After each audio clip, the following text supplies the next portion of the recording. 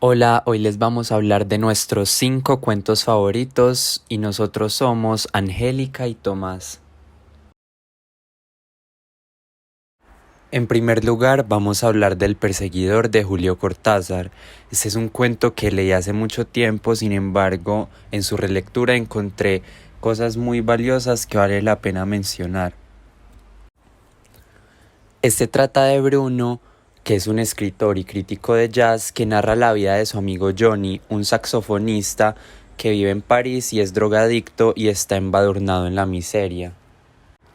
No obstante, es un personaje muy particular porque en las palabras del mismo Bruno se dice que es como un humano entre ángeles, porque todas las personas vivimos en una abstracción fuera de nuestra realidad. Sin embargo, Johnny es la persona más humana con los problemas más humanos y por eso también desencaja, porque es la banalidad en su mayor forma.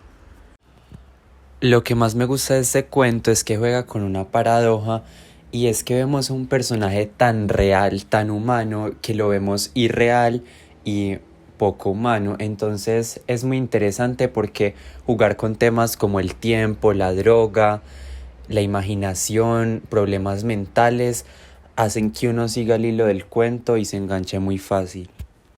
Pasando al siguiente cuento, Solo vine a hablar por teléfono de Gabriel García Márquez, quisiera empezar diciendo que es uno de los cuentos que más se ha quedado en mi memoria del impacto que me ha generado.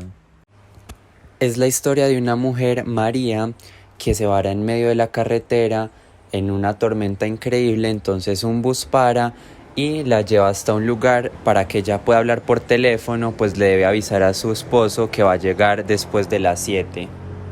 No quisiera decir mucho más porque el cuento se convierte en uno de terror, porque uno al verse envuelto en una situación de estas donde no puede escapar de un hospital mental, además su esposo cree que ella le fue infiel pues no llega, entonces para su búsqueda se convierte en una pesadilla. El tercer cuento del que vamos a hablar es Historia sin retorno número 2 de Mario Lebrero. Es un cuento que leí hace muy poco y es muy corto, sin embargo se puede analizar desde muchas formas, entonces para mí eso es lo que lo hace más interesante. No voy a hablar mucho sobre este cuento porque al ser uno tan corto cada palabra tiene un significado específico que responde a otra cosa. Para contextualizarlos me gustaría leer el primer párrafo. Un perro, campeón, vivía solo con él y llegó a incomodarme. Lo llevé al bosque, lo dejé atado con una piola que pudiera romper con un poco de perseverancia y volví a casa. En un par de días lo tuve rascando la puerta, lo dejé entrar. Este cuento es increíble porque ahonda en lo que para mí en la prosa es muy importante y es la introspección. No solamente se queda en lo literal, sino que traspasa a lo significativo y lleva una introspección que para mí es muy valioso. En cuarto lugar tenemos el cuento de Nikolai Gogol, La nariz, escrito entre 1835 y 1836. Narra la historia de Kovalyov, un funcionario de San Petersburgo que un día se levanta común y corriente, se mira al espejo y descubre algo completamente absurdo, y es que su nariz ha desaparecido. Posteriormente, el protagonista se da cuenta que su nariz cobró vida propia y lo superó en el rango que tenía, causando en él más confusión. Un día, Kovalyov estaba en la calle caminando normal y se encontró con su nariz. Aturdido por el momento, decidió seguirla para observar cómo vivía y para confrontarla. Pero unos momentos después, analizando más la situación, decidió no hacerlo, o sea, no confrontarla, porque la nariz tenía el cargo de consejero de Estado, un rango superior al de Kovalyov. Entonces, por eso no lo hizo. Finalmente, pareciera haber abandonado toda la posibilidad de una vida normal. Cuando pasan los días y un policía llega, toca a su puerta con su nariz. Luego pasan otros días y él despierta con su nariz ya adherida a su rostro. La nariz es un relato que contiene muchos elementos frecuentes en la obra de Gogol y esto es muy importante e interesante de analizar porque normalmente los cuentos rusos tienen una particularidad y es describir el contexto histórico del momento a partir de la sátira y lo grotesco.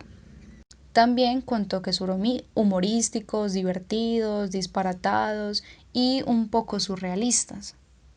Nos parece interesante porque Gogol utiliza una mezcla entre la realidad y la fantasía para hacer una caricatura de la sociedad rusa de su tiempo. Y finalmente tenemos el cuento de Iván el Imbécil, escrito por Tolstoy en 1886.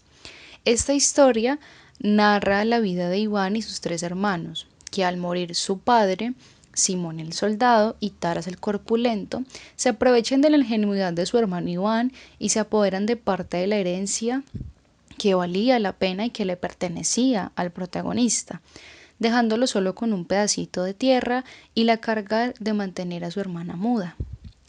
Es así como ellos nunca dejan de aprovecharse de él, pero mientras va transcurriendo la historia, se van enfrentando a diversas adversidades de las que salen mal librados, mientras que Iván sale airoso y victorioso de todas las dificultades que se le presentan a pesar de la avaricia de sus hermanos.